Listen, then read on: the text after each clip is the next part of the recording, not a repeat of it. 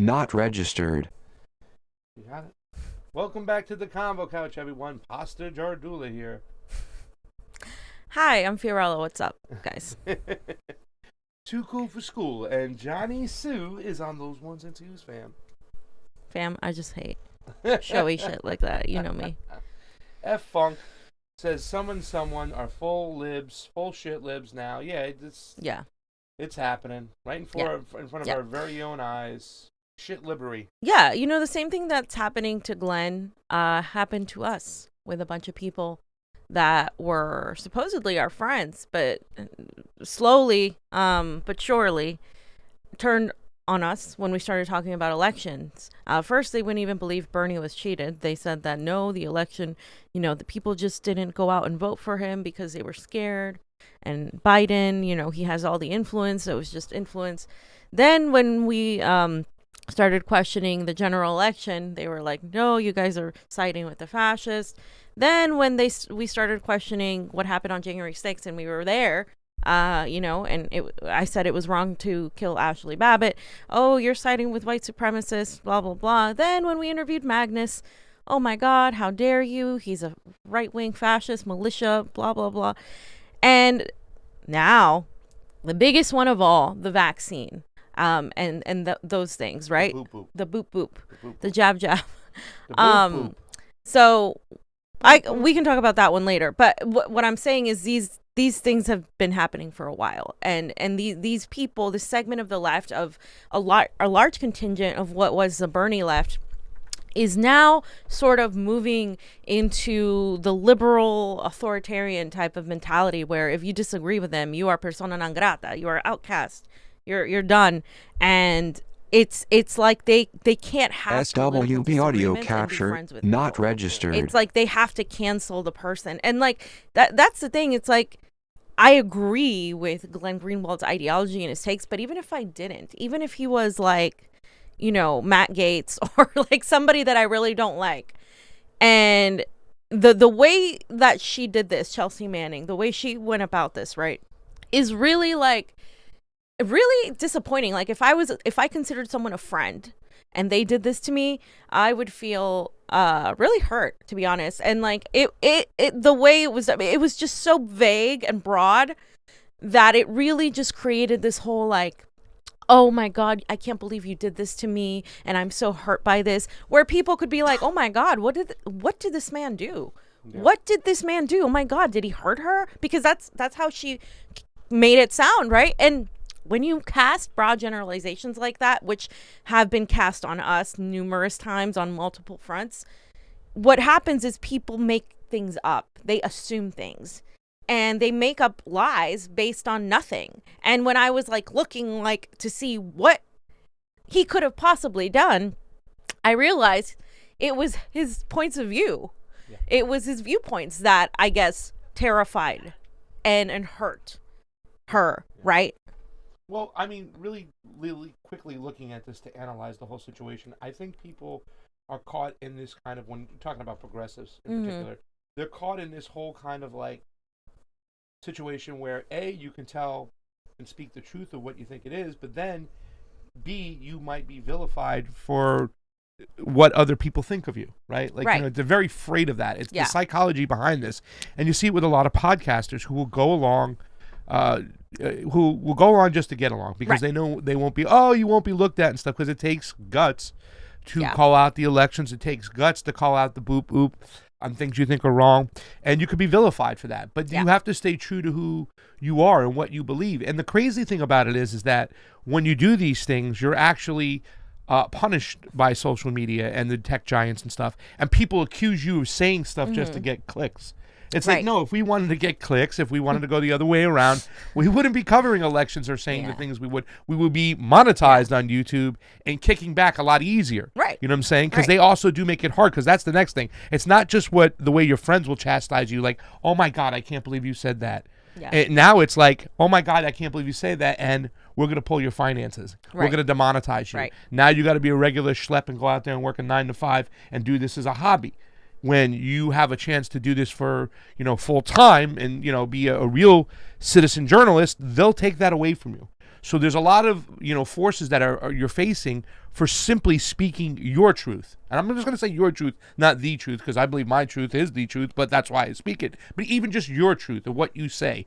And it's actually this kind of cryptic fascism that's going over you, where you got to speak only the narratives of what the state says and the three state agencies. I mean, we could get philosophical here. Like, what is the truth? I mean, I believe the truth is the truth. Like, I mean, I don't try to say just my truth. I try to say the truth. I mean, we try to like find the closest thing to the truth. But really, if you want to get philosophical, what is the truth? Because who determines what is true? For too long, people have been just so comfortable being told what is true rather than figuring it out themselves, than questioning it. And that comes from, humanity itself. Humanity has always looked to religion or to some form of government to tell them what to do. So it is the people that are always have always had this sort of anti-authoritarian, anti-government, anti-somebody telling them what to think or do, that tend to be the ones who are questioning. And you should be able to have friendships with people who don't agree with you on things. Like, I don't know a single person that agrees with me on everything that I believe in. Definitely not Pasta, definitely not Johnny, definitely not any member of my family, definitely not some of my closest friends. I mean, what are you going to do? You're going to hate everybody? And that's the thing. Like, if your friendship is based on, if you don't agree with me on this one issue, then, I'm going to go and make tweets about you that are, just pretty much say really mean things about you and kind of cast you in this very wrongful way. Then that's not a real friendship. Because a friendship shouldn't be contingent on those beliefs. A friendship should be, you usually have friendships based on people for multiple reasons, but some of the strongest ones are because you have similar beliefs and similar ideas. That doesn't mean they're exactly the same. And when it comes to what's been happening lately is this polarization of just like these issues, right? You have a lot of people that do tell us that we're just catering to a specific audience, that we're trying to make money from a right-wing crowd, when the vast majority of our listeners are on the left. And then the ones that are on the right say, we disagree with your ideology, but we like that you at least talk about things. And I love those messages because I think those messages are a threat to the establishment, to the status quo, to the system, right? Yeah. So get away from the tribal mentality, people. Yeah, there's too much tribalism here. And when I talk to people who are non-political, they agree that it's crazy right now. They don't want to talk about politics because they feel like it's so tribal and stuff. And like, I think we should be able to, listen to people who are outside of politics, because the loudest voices are the ones that are the liberals or the people that are extremely right wing. And those are the loudest voices that keep fighting this culture war at each other, while everybody else is trying to tell you, hey, maybe we should actually, have nuanced discussions and talk about this and that. So I think this was an important thing to discuss, because this is kind of a microcosm of what's happening in general with everybody right now. We can all relate to this. We particularly can relate to this. Our friends that we started this shit with are not our friends anymore, right? You know what I'm saying? And we were out in the streets with them, and now we feel like we're just on a totally different path. But the problem, I think, with a lot of those people, fam, is, like I said, is that they say things because they feel they'll be persecuted if they don't go along with this tribal mentality. So let's just jump into it. Let's jump into it, and just Pasta, to respond to that too. Yeah. They will never, ever accept you. These progressives, and when Joy Marie said that about Magnus, I was disappointed, right? I was disappointed. And then when she recanted, I was like, okay, good. But guys, learn to not give a damn about what these boutique leftists, synthetic leftists, I don't care what you call them. These people will never accept you. They will find something they don't like about you eventually, no matter how much you placate to them. It's what the establishment, what liberals do to progressives. The same thing. They are the new liberals, and that's what I'm saying. They're not ever going to, no matter how many times you try to reframe your words or watch your language or do this or that, they're never going to accept you, because it's not about acceptance. It's about this sort of like feeling of moral superiority to somebody else. Yeah. And that's what it's about. And with those kind of people, I don't care where they fall on ideology wise, because that happens on both ends of the spectrum. with those kind of people, there's no reasoning. There's no logic. It's just all emotion. And no matter how many times you try to like, oh, well, I don't want to be perceived as this because if I say this, then they're going to attack me. Oh, well, they're going to attack you regardless. It's like when Bernie Sanders tries to placate to the Democratic Party. He should have learned years ago that they're never going to accept him. So there's no point in being like a little cuck to the system when they're never, ever going to take you in. Yep. Imagine just living your whole life, though, of saying stuff because you think it's going to be okay with other people, what they think, not what you think. Like, you're really actually not saying the things that you feel deep down inside because of what a tribal mentality will put on you. You know what I'm saying? And that's not living. That's kind of, you're living this fake And there's a difference between that and being like, not caring about other people. There's a difference. Don't conflate the two. You can care about people and still be like, look, like, I disagree with you on this particular issue. Yeah. Talk about a guy I care about, Glenn Greenwald. So is this the right okay. All right. So I meant to put It's up there. It's the third one. It's up there. Johnny, if you can click on her thing Chelsea's? first. Yeah, because I want to read it. I want to give the context to it. So Chelsea Manning went on Twitter and said, Glenn Greenwald, I don't have $10,000 right now, but if I get it, I want to send it back to you from a donation you once did. I can't deal with this anymore. I'm terrified of you and everything you do. You're greedy, unprincipled, and I'm embarrassed forever considering you a friend. That is a hefty thing to say publicly on Twitter.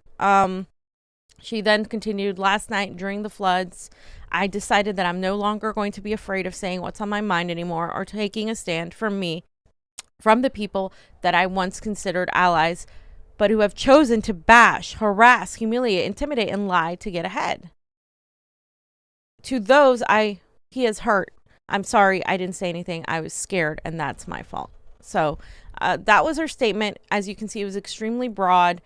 She said she was terrified of him and everything he does, that he's greedy, unprincipled, that she's embarrassed of being his friend, and that she was afraid, and, you know, that he has intimidated and harassed a bunch of people. So it's very, very broad. And if you read through the comments, people are like, what are you talking about? Like, what exactly are you referencing? Because when you make a statement like that, then you have to, you know, reference what you're talking about. It's a little, bring receipts, right? It's a little vague.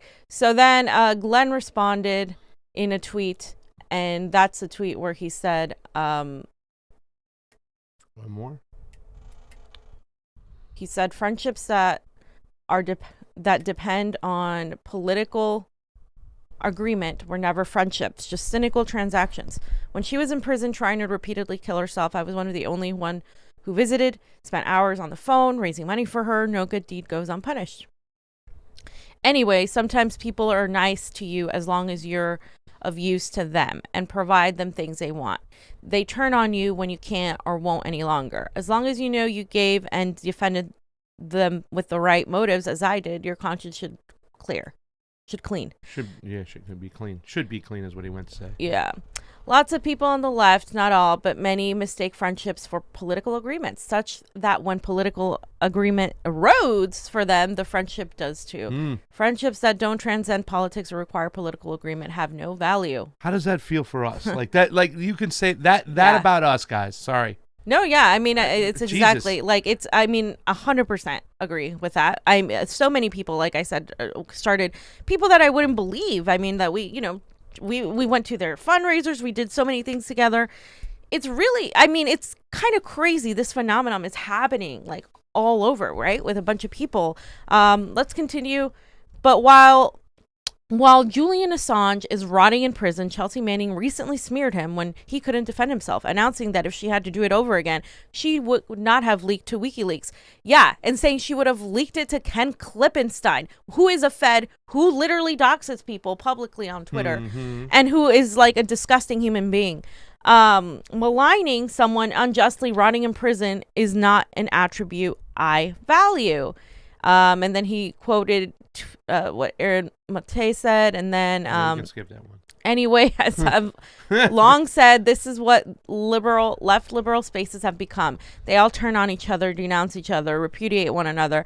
Their currency is this form of self-victimizing grievance. Wow. So grateful I'm not captive to or dependent on it.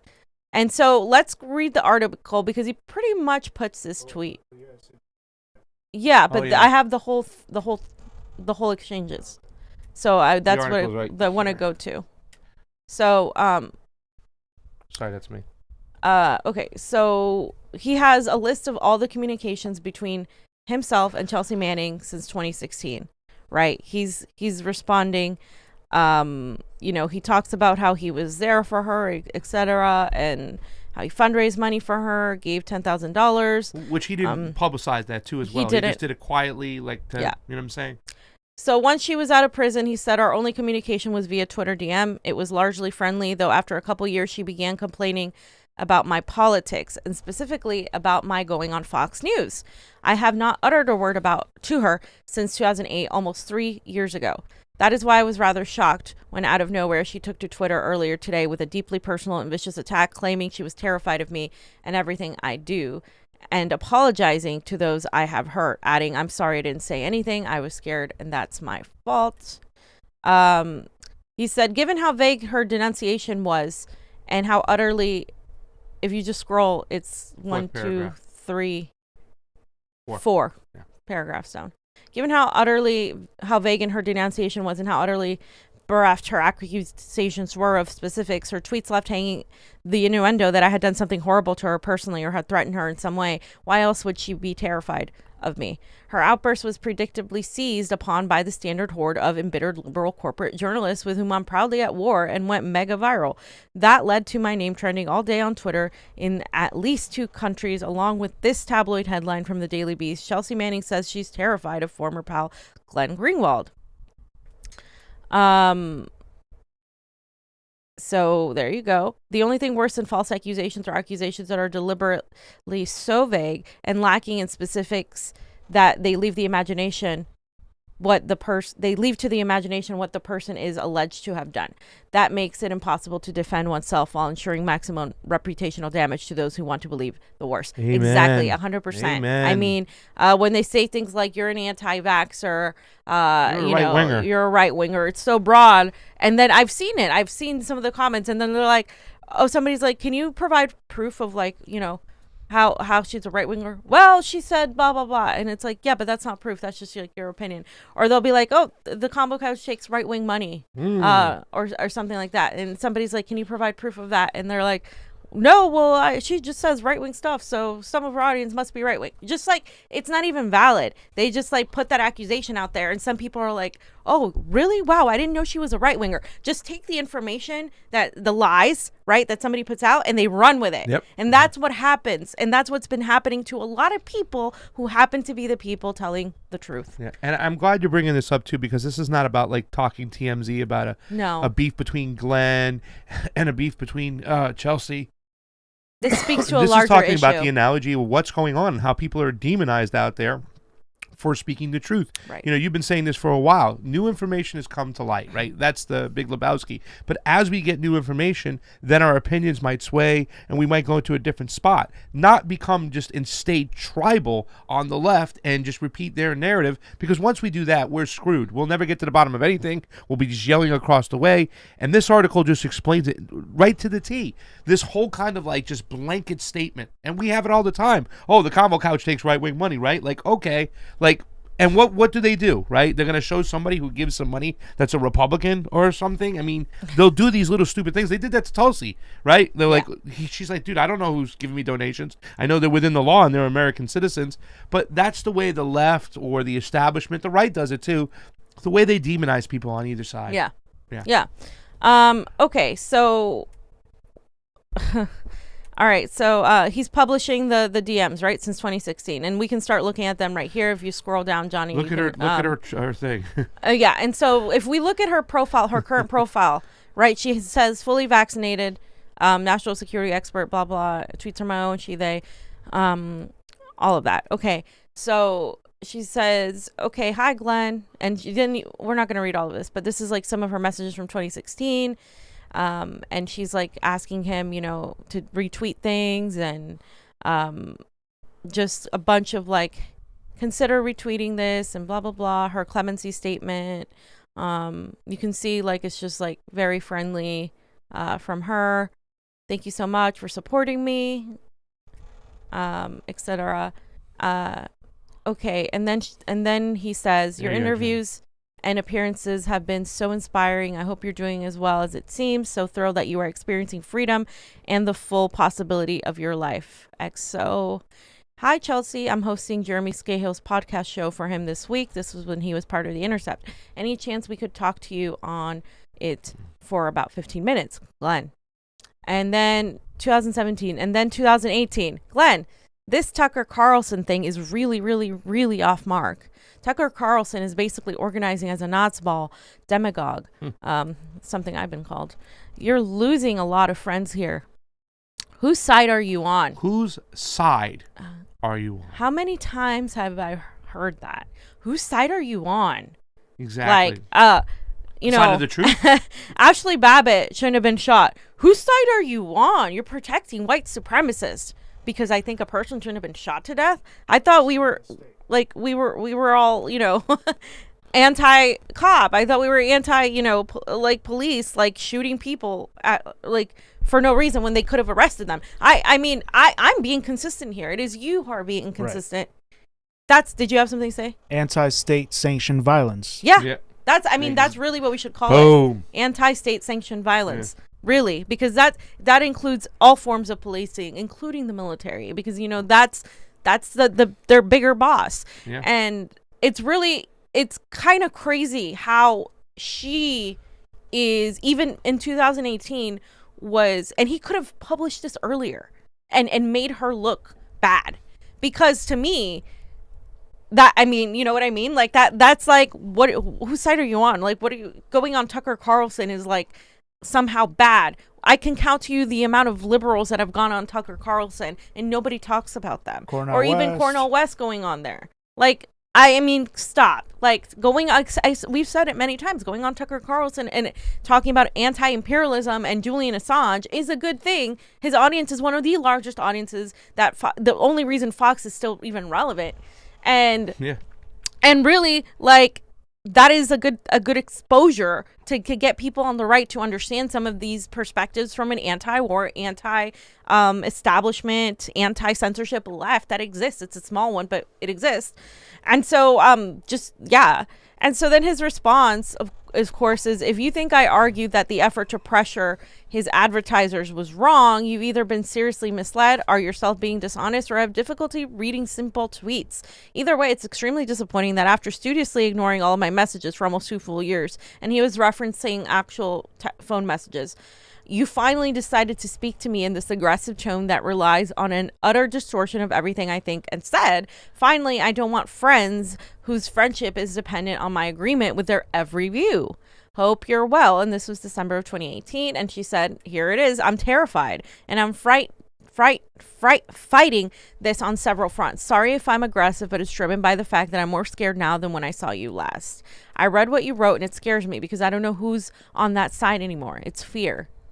I don't understand that. Like, what is terrifying her there? Like, what is she saying that's terrifying? I don't get it. But it's like that whole, like, you cannot go on Tucker Carlson. You cannot talk to Tucker Carlson. That's terrifying you? Whose side are you on mentality? That's what I mean. I understand it because that's what we've been getting thrown at us from these people that we thought were our friends. Like, it's the same kind of mentality. And somebody posts something like, oh, Fiorella and Pasta said this. Like, I saw it recently on Facebook. I can't believe that I used to be friends with them, or I can't believe I used to da-da-da-da-da. I can't believe they're pushing this. Like, it's the same kind of thing. I'm not gonna get into that, Pasta. It's just the same kind of thing that is, constantly happening, because it's the smear. The way they smear people who tell the truth is like that's how they discredit them. They discredit people by smearing them. And so clearly she's trying to be okay within the world she's in, which is The Intercept. And these people are surrounding her, right? These liberals. And he said, okay, remember when you went to an alt-right party and took pictures with actual Nazis? And I was so furious that people would imply or even wonder if you yourself were a Nazi. That's exactly how I felt when after 2 years of ignoring me and my messages, you decided to pop into my messages and imply, based on the thinnest of evidence, that I may be some sort of Nazi sympathizer. We know what that's like. I was in a group with a bunch of people who now hate me, where it was called Chelsea Manning for something for Chelsea Manning, like Freedom for Chelsea Manning or something like that. And everything was great until she went to that party and was photographed with people that are, you know, known as white supremacist or white nationalists, to be exact, right? And I was like, look, like, maybe she wasn't really, like, she was photographed, maybe she was just talking to people, you know, she doesn't necessarily know everything. Like, I don't think we should cancel her. You wouldn't believe how quickly people dropped her.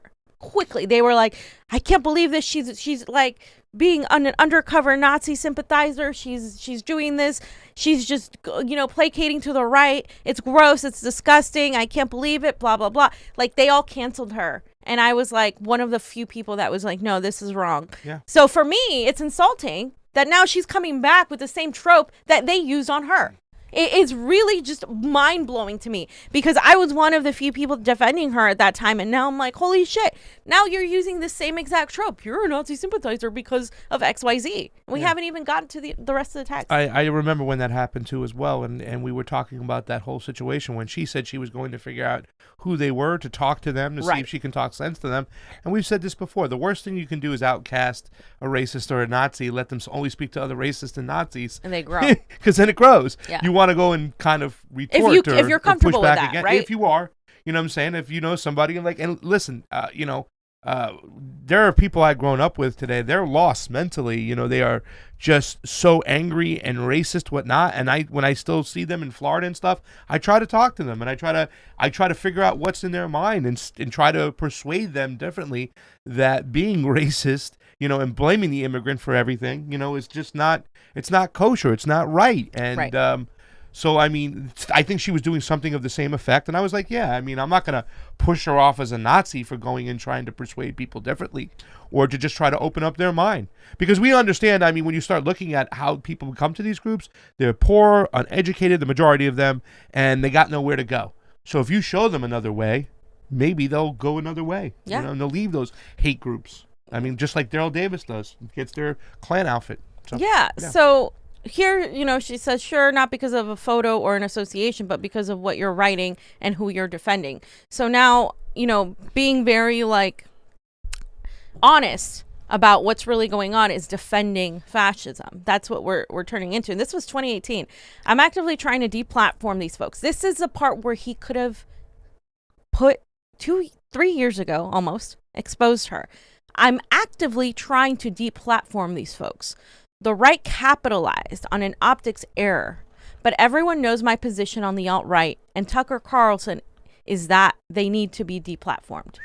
This isn't a debate or a marketplace of ideas. They're using stochastic terrorism tactics. She is advocating to deplatform people who disagree. She is advocating censorship.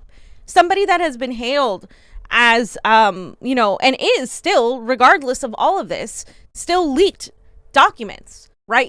I still consider her a whistleblower, regardless of all of this, because that is a separate thing. That, yes, she was a whistleblower. She did the right thing. You know, she exposed so much and took a lot of punishment for it, and that will never change. However, that doesn't mean she can't be wrong on this, and it's hypocritical at its utmost extreme hypocrisy here, because these are the very people that, like, she you know, who are hailing this sort of liberal, authoritarian, let's deplatform all these fascists. These are the very people that jailed her. These are the very people that really will jail all of us if we allow it. And that's why it's so important to discuss this. I mean, this right here is crazy to me that she's advocating deplatforming. Who's a fascist? Because we get called a fascist. And, like, who's a fascist? Who's really a fascist here, right? She said, I've spent months working on this campaign to topple Tucker Carlson, and it's finally bearing fruit. And I'm not a fan of Tucker Carlson, but to call for deplatforming people, I'm entirely against that. Also, you're blocking my comrades. who call you out on this. I work with Emily and Shane on a daily basis. I don't want to get into public fight over this, but this is concerning. When we started this campaign, no one was talking about Tucker Carlson. Now we've drawn attention to him and his positions. Then he's talking about Shane. Shane lied about my views. He claimed I was opposing the campaign, that I was advocating dialogue with white supremacists. Literally, this is what they do. All of that are utter lies. The fact that someone is friends with you doesn't entitle them to lie about me in public or have access to my Twitter account in order to help them do it. I didn't oppose the campaign. I made a general point about Nate's concerns that marginalized people might be wary about empowering corporations to determine what is and what is not permissible speech. I explicitly said I wasn't opposing the Carlson campaign. She said, yeah, I saw that. And then he said, I feel conflicted about using corporate power to silence people because it's potential to backfire. Just 2 weeks ago, CNN fired Mark Lamont Hill for giving a pro-Palestine speech. These are hard and complex matters, and people are entitled to discuss them without being called Nazis. Or worse, having people deliberately lie about what you are and are not saying. Right. That is why I blocked Shane. Not for the first time. He blatantly lied about me. I said I'm not expressing any views on the propriety of the Carlson campaign. He said Glenn supports Tucker and is against the campaign. Why would I not block a liar? And she said, agreed, these are hard and complex issues, but when it comes to a friend versus foe, you can't have this ambiguity right now. That was my fuck up last year. I inserted ambiguity as to my associations and alliances. Vulnerable people were feeling the effects of them. And when you can't ID your friends versus foes, you're basically falling back into assuming that they might be a foe. It's safer to assume a false positive as a threat than to ignore a genuine threat. This like doesn't even make sense to me. It's like it's almost like she was being like, it's the same, like, what is it, bullied?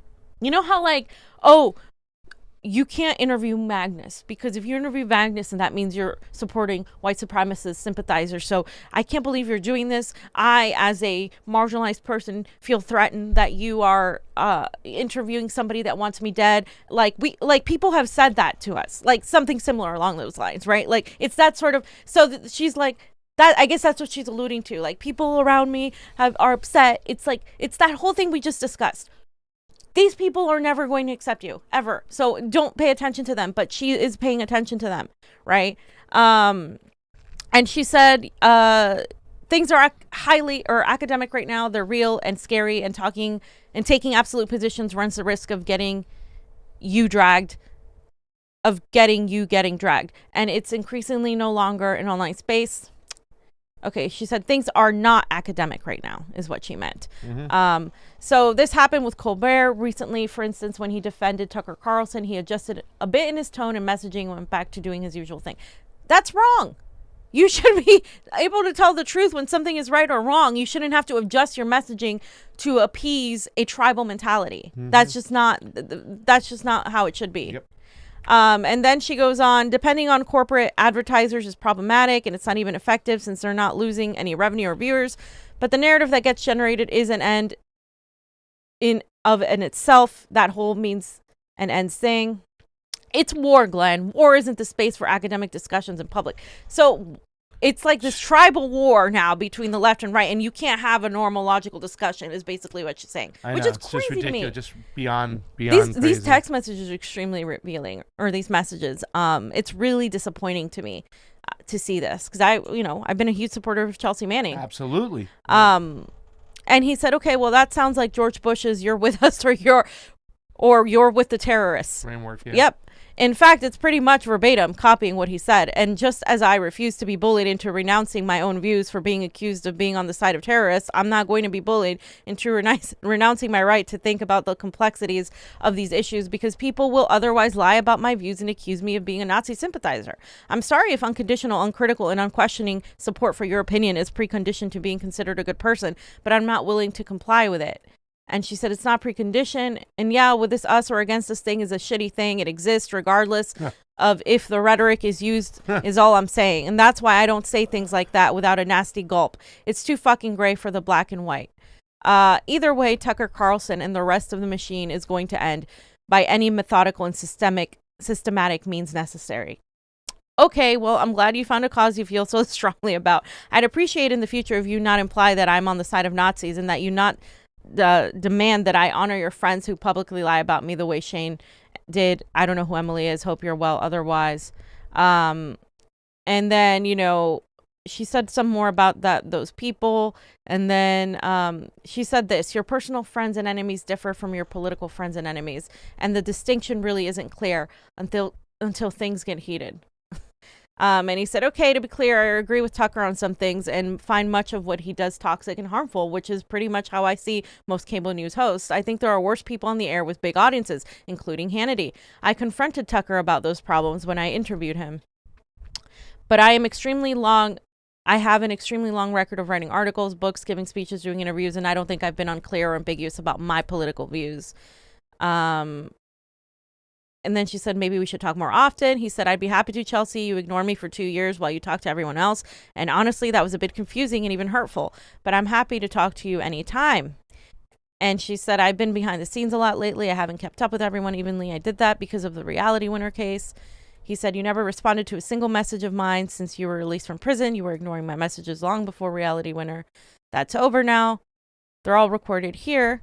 This is the first time you spoke to me since you were released from prison. Really? Yes. I'm a bad friend, I guess. I'm sorry. It's okay. I just didn't know if you were angry at me for some perceived slight or whatever. Like I said, it was confusing and hurtful because I thought we were friends, and then you ignored me studiously ever since your release.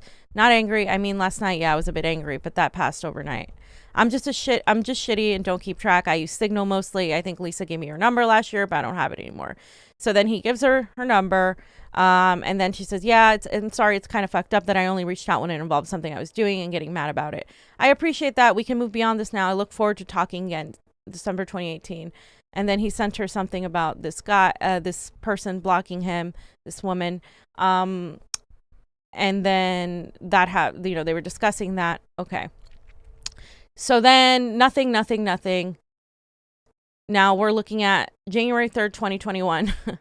Can you chill out? You're constantly exchanging potential material gains for your own benefit. I know you're living large and all, but I'm living in a closet-sized apartment in Brooklyn without health insurance and constantly waiting for a break on mass quarantine. You're causing actual material harm, embracing this mad Knots ball, eat the left stuff. I mean, this is not an attack, but because it's really hurting. I'm just tired. And then end of exchanges. So after that, fast forward 3 years almost, and then 2 years, and then that happens. And it's the whole January 6th, the whole political thing, the whole Tucker Carlson thing, all that stuff coming into play, of course. And you see the vaccination thing, right? It's just such a, the reason we went over that is because it's so relevant to what's going on with a lot of us here who are being smeared as anti boop boop and anti this and anti that. And constantly, I mean, I'm being called a conservative. It's just hilarious to anyone who knows me.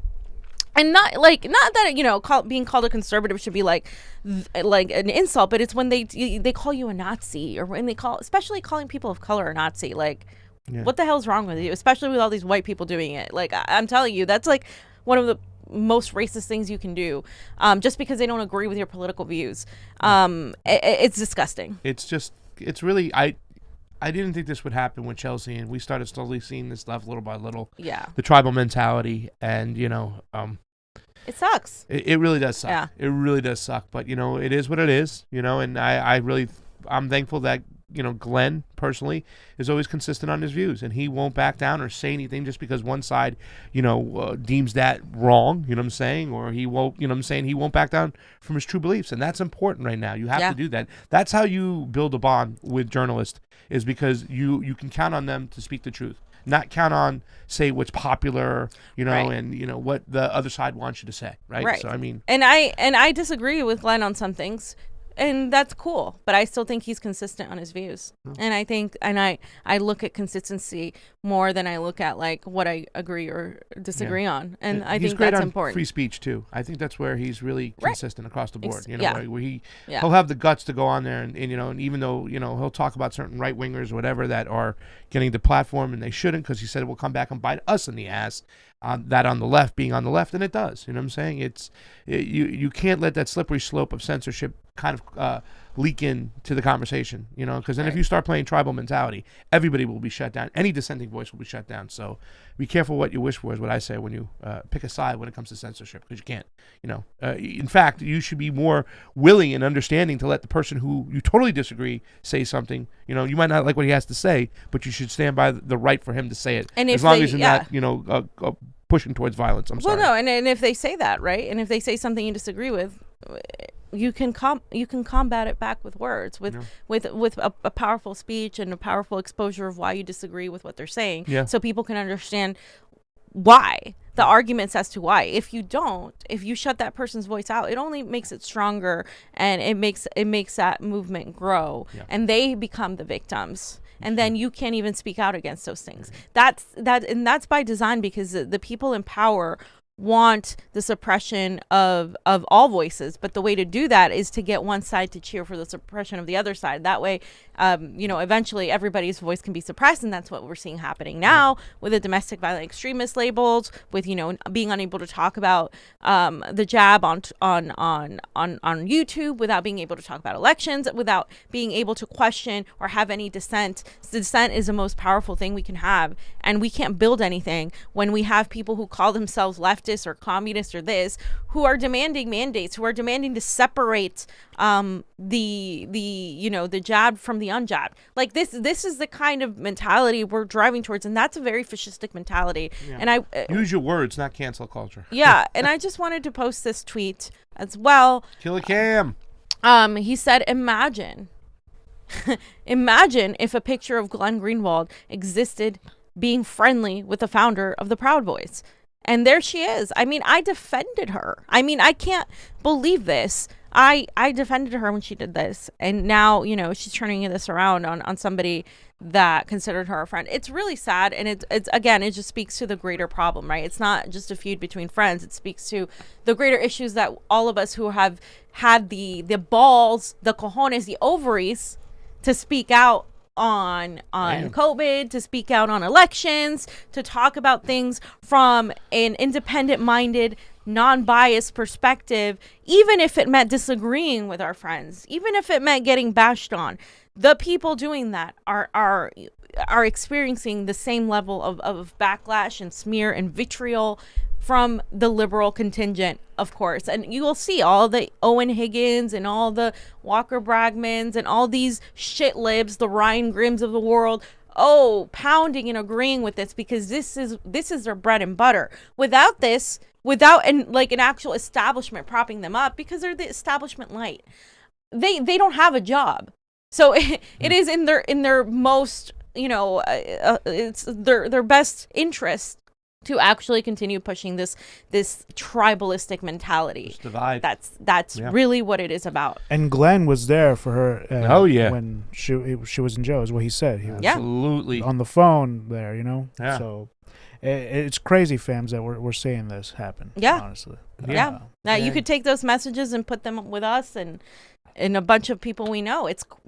But that's why the story was important to me, and I think we needed to bring it out. Also, to remind everybody that what she's doing isn't going to benefit her. It's not going to benefit whistleblowers. It's not going to benefit journalists. It's not going to benefit the truth. It's going to actually hurt people who are speaking out. And more than ever, we need to stand against this type of fascistic mentality where, we're calling people Nazis who are clearly not Nazis. These progressives wouldn't know a Nazi if they showed up in front of them, because they're turning into Nazis themselves. Like, it's crazy. And I don't say that lightly. Like, when you say you want to separate people and put them in a room, Noam Chomsky, when you say, because they don't have the vaccine, it's like, what is happening? You're okay. You're cheering when you're cheering for people dying because they were unvaccinated.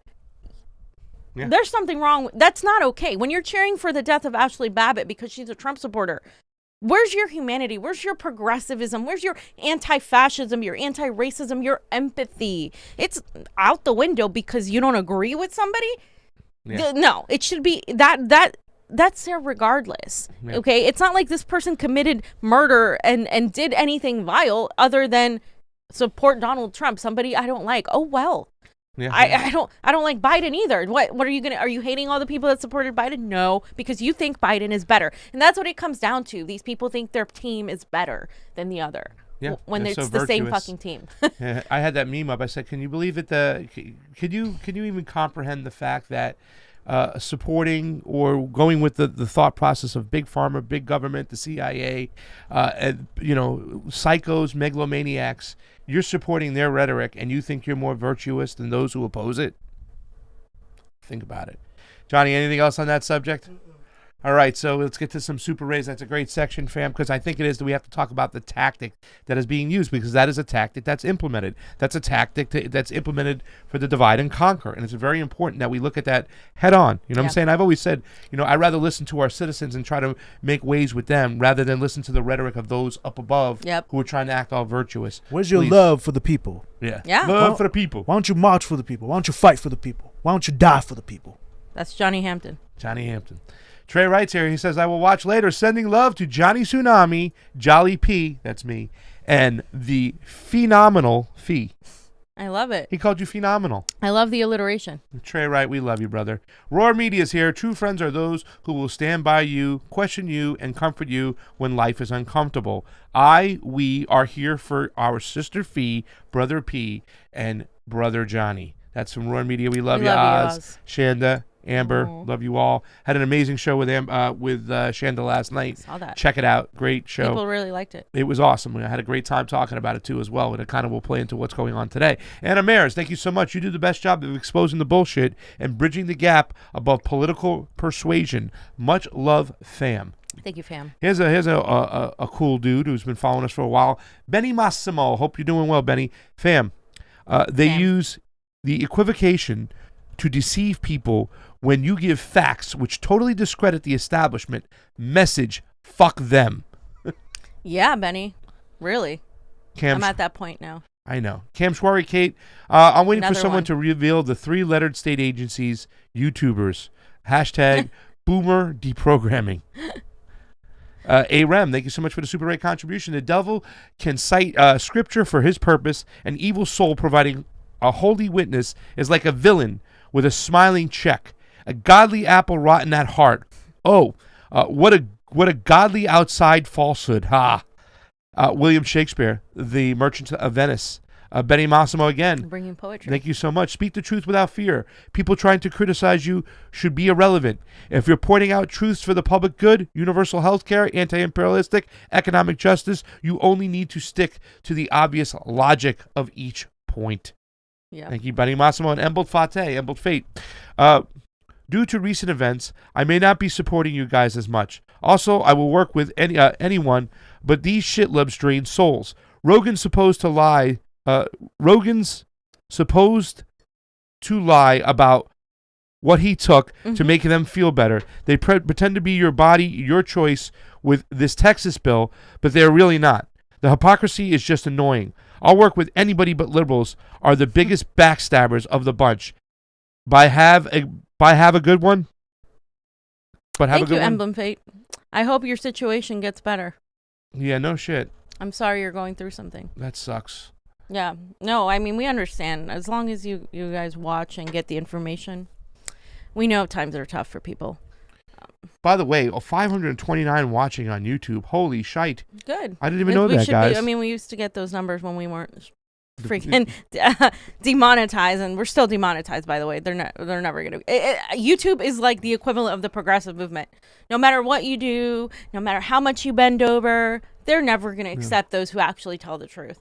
Literally, because they come from that establishment. So again, fuck those people. You don't have to mince your words. You don't have to change who you are. As long as you don't mean, actual harm. You're not, doing ad hominem attacks against people. As long as you're coming from good faith, screw those people, because they're never going to accept you. They're never going to accept you, no matter how many times you try to be nice to them.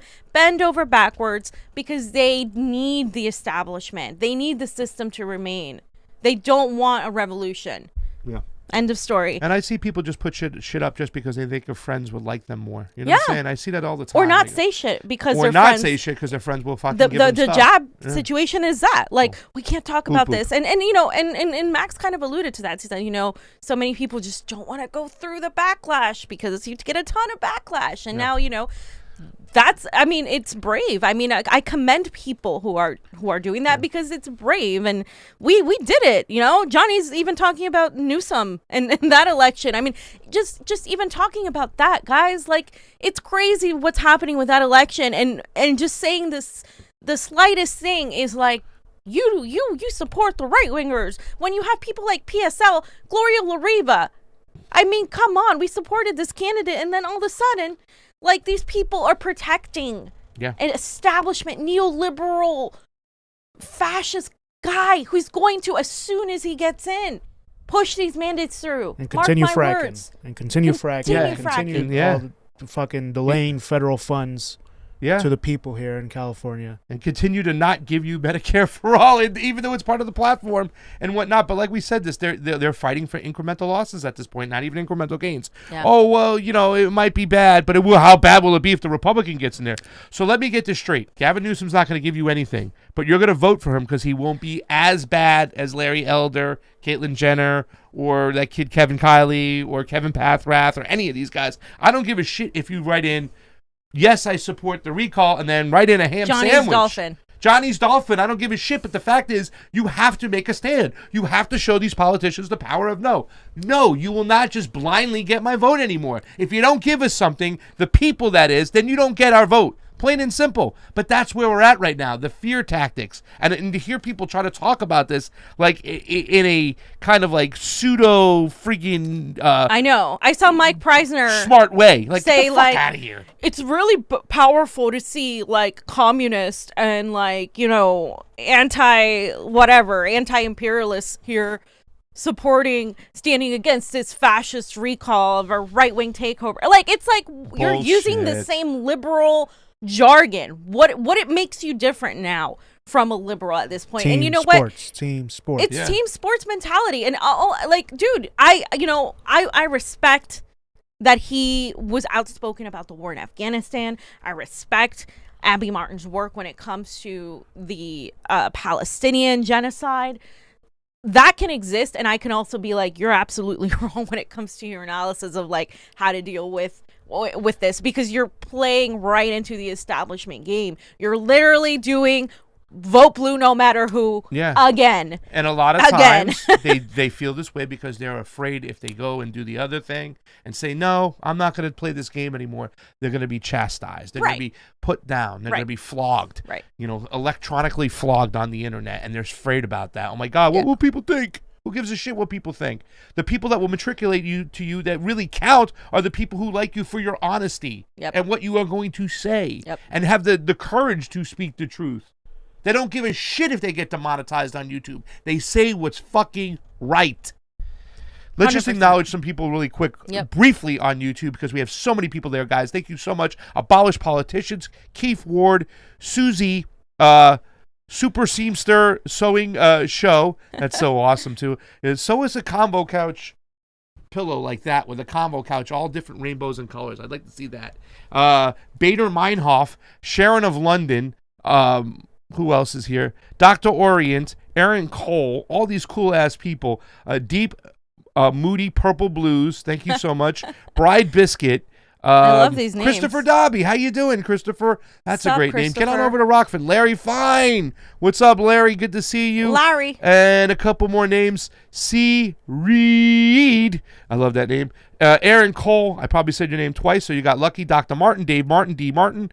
Karen M. How you doing, Karen? And Paul Eisenberg, all hanging out on the YouTubes. War Deer Entertainment. War Deer. Hey, what's up, fam? Somebody, like, I subscribed to him, I followed him, and somebody unfollowed me. So Misty was saying she was getting unfollowed by Twitter too, or they were unfollowing her for some people. I mean, so many people. Twitter unfollowed. So Niko, if I unfollowed you, they're doing sometimes. Sky Daddy. If it's weird that Misty, I unfollowed you, it's probably not me. War Deer. All right, I was unfollowed. I'm like, bullshit. Like, I can't. They're fucking so shady. And to see what YouTube's doing right now, we've been stuck like at the same amount of followers for 6 fucking weeks. It's crazy. When we were gaining 1,000 followers a week. Yeah. And they pulled the plug. And by the way, Benny Massimo, who is hanging out with almost 100 people on Rokfin, says the MSN is starting to talk about the Moo variant, just like the couch said. Hey, the Wu-Tang Clan. We can't talk about that, guys. Please wait until we get over to Rokfin only.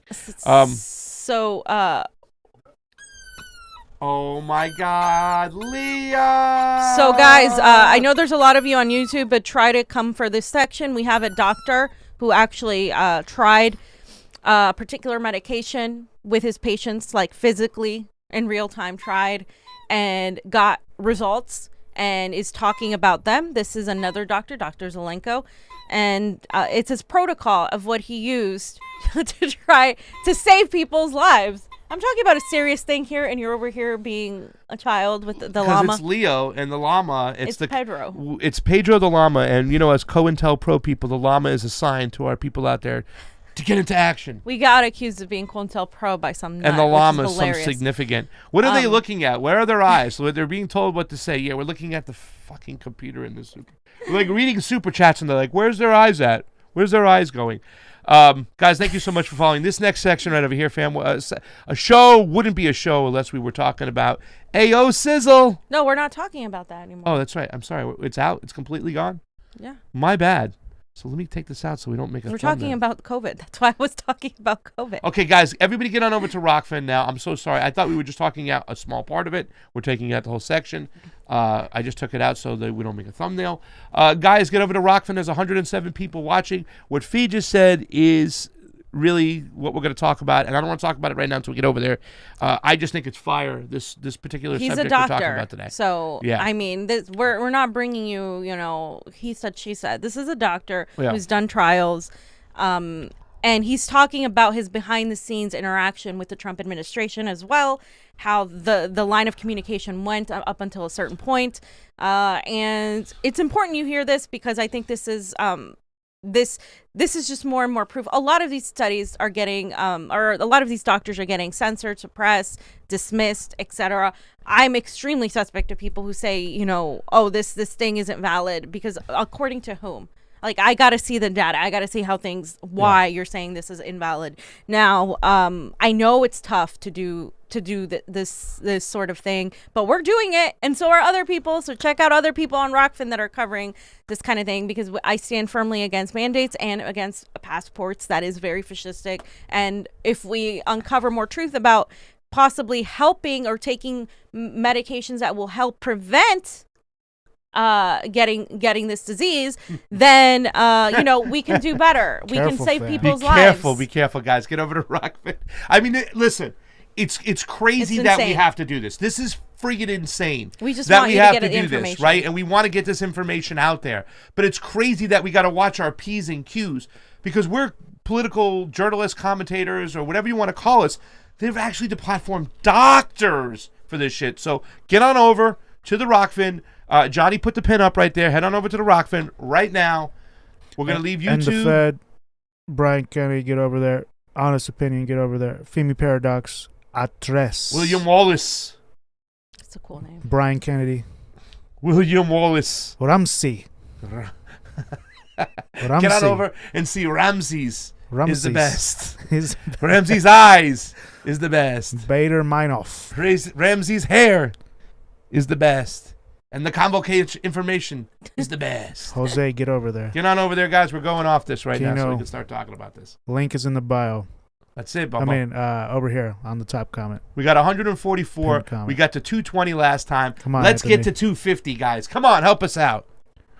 All you have to do is click. Larry Fine. He's already over. You don't even have to sign up anymore. You just click. I mean, you should sign up and follow us at least. To comment, you got to sign up. Yeah, and tip if you want to tip. Yeah. If you support the Convo Couch, because we are for the people. We live for the people. We fight for the people. We will die for the people. All right, guys. All right, we're coming off. We're getting off YouTube. We love you. And everywhere else. Okay, so Johnny, let's you do gotta- everything else. Let's say goodbye Twitch. to Twitch. Bye. Johnny, Facebook. you gotta buy the game so I can play Bye, on Twitch. Facebook, bye. Fam, you can't play games. I can play that game. You cannot That play game looks cool. games. And to YouTube. First of all, I Alright, played YouTube. some Super Seriously, Smash get over Brothers there. and Rainbow Road. I killed that shit on you can play FIFA. Mario Kart and FIFA. You So- play FIFA. You play Peru. I'll play Italy. So We'll in see the who link, wins. you just gotta go to the one that says live. Boom. All right, bye. Bye, Bye, guys. guys.